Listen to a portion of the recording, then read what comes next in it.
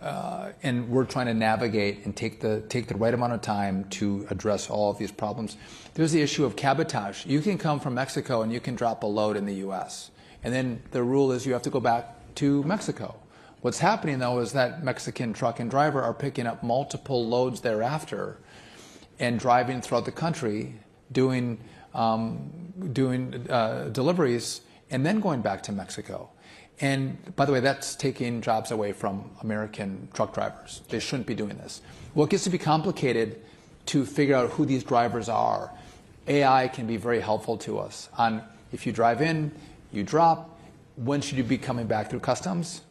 If you come back 5 days later, ding, ding, ding, we might have a problem. But no one's used these tools and no one's focused on it, no one's cared. We actually care about this and are working through the issues to resolve the problems. Okay, so now shifting gears here again, deregulation. You guys have taken a number of historic steps during your time as secretary. I believe you've done $1.3 billion in deregulation. Can you kind of lay out for us how you've saved taxpayers money on this?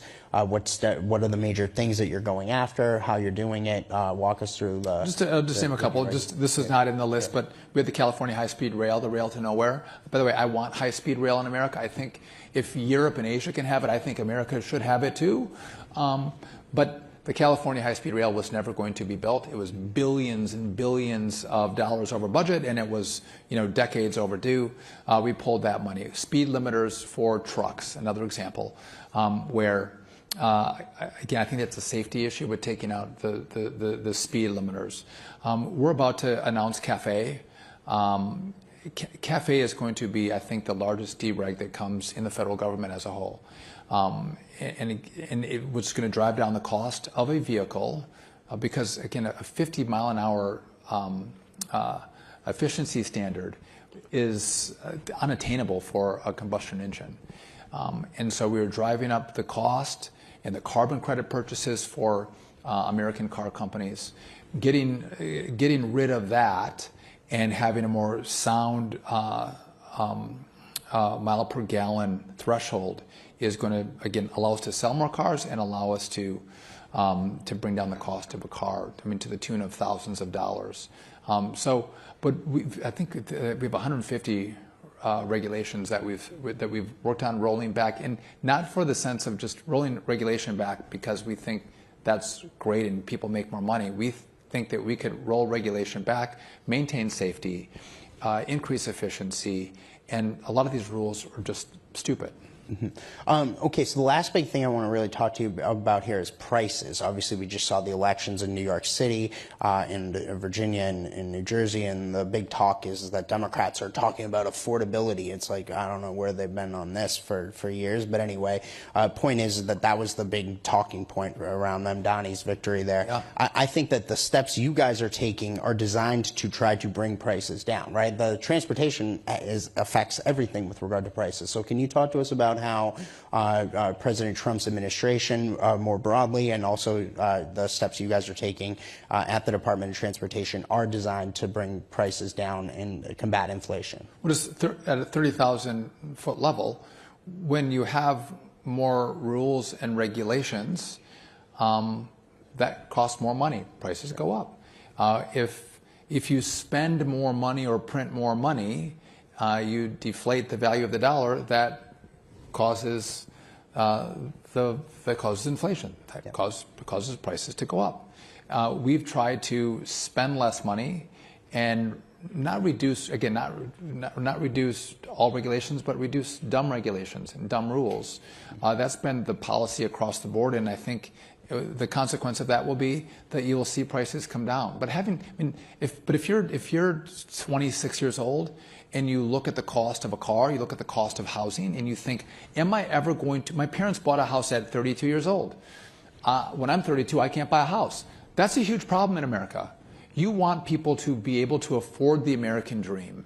And so what are we doing on housing policy? What are we doing to, again, I want people to buy safe homes. What can we do, though, to alleviate some of the pressure around the regulations that will allow us to build good, safe homes that someone can afford and start their American dream? And I want people to have kids. I have 9 kids, by the way. I think kids are great. Kids are a lot of fun. Kids will give you joy. throughout your life, and maybe a little bit of pain too, I don't know. But kids are great. But if you can't buy a house, how do you have family formation and how do you have kids? Some of the most joyful things in life can't happen unless you can afford some of these basics as you start your families. And so working on bringing the home prices down. If we can work on bringing the price of a car down. If the president is successful, and I think he will be, at bringing back more jobs. Bringing back more jobs means more competition for labor, which means we can have an elevation in salaries and not affect the competitiveness of our companies because we don't have to spend as much on rules and regulations. Can I tell you guys a quick story? So I was in Wausau, Wisconsin in 2019, 2018. Great town, by the way. And I went to I went to Walmart. And I was trying to buy a Roku. I'm not very tech savvy. I bought a Roku, and like the guy helped me buy a Roku. Like had no idea how to help me. Like he just walked in the door. Like it was not helpful at all. Frustrating. And I told you I have a lot of kids, so like I don't do 2 carts, but like I pack my cart really well strategically as I go through Walmart and get all this food in one cart. And I'm going through the checkout line, and it's taking forever to get to the checkout line. The lady does it's like literally slowly moving. And it took me forever to get through. I was going out to my car and I was pissed. I'm like, what the hell? What a crappy service. And then as I was, loading my stuff up, I thought, you know what happened actually? The people that used to work at Walmart that were well trained, they've been pulled out of Walmart into a different job in Wausau.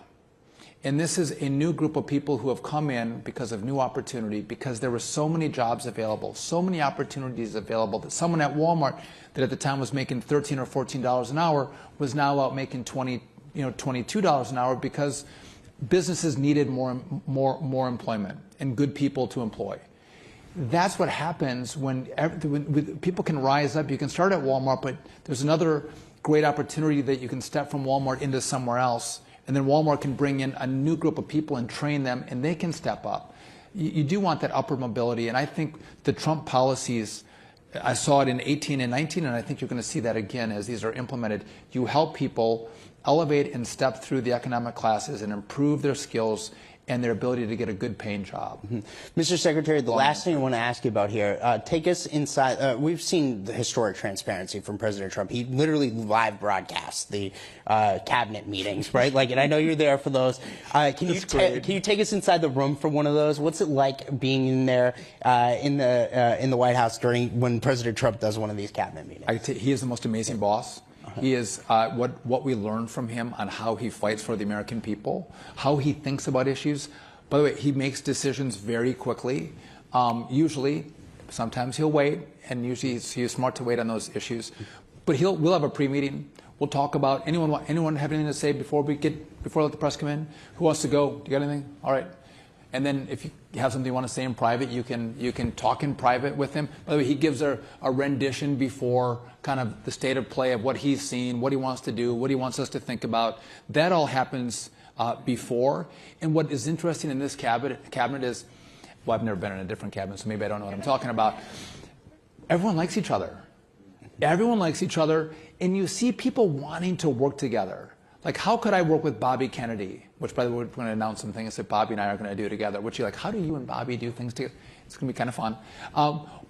But it's the collaboration. People want to work together. People want to serve the president, want to make him proud, want to make the country proud. That is a really great environment. If you're thinking about a team, that's the way you want your team to behave. They like each other. They're fighting for each other. They're fighting on a mission to help the country. That's what the pre-meeting is like. And then you all see he opens it up, and who knows what's going to happen. It's a lot of fun. Sometimes he just goes around the whole table, and sometimes he'll call on people to give different messages. But can I just make one other point about the president? Absolutely, yeah. I have never seen someone work hard. I can see. So in my job, I can see there's a lot of people that come into my office every single day. Like, I'm never alone. And it's a great thing, and I got a great team, and people. He gets that times 10. Sure. And 8 o'clock in the morning, 7:30 in the morning, he's on the phone, because I'll be on the phone with him that early. So he's on the phone upstairs. He comes in at 9 o'clock, and all day long, he's moving, he's meeting, he's thinking. Then he goes into dinner, And then dinners, he's usually meeting with people. And then at night, he's still on the phone again calling people. Or if you call him at night, he picks up. He doesn't stop. But he's a machine. And I love that I have a president that is going to work that hard to serve the American people, to make the country great, to do every moment he has, he's maximizing. There's not vacation time. It's work time. And even his kids will talk about in his businesses, he worked really hard. And he's working even harder than he did in his businesses for the American people. And I love that. And even in the shutdown, in the Barack Obama era, Obama was trying to make it really painful on the American people.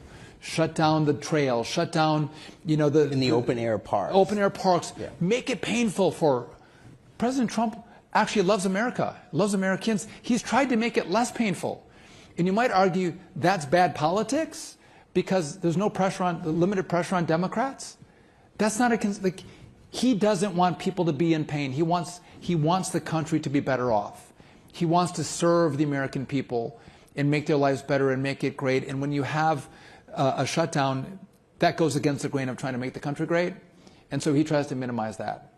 And I love that about him, that every day he wakes up and works longer, fuller days to make the country incredibly great and everyone prosperous. Mr. Secretary, really want to thank you, sir. Thank you. Give our best to the President. Thank you. Thank you.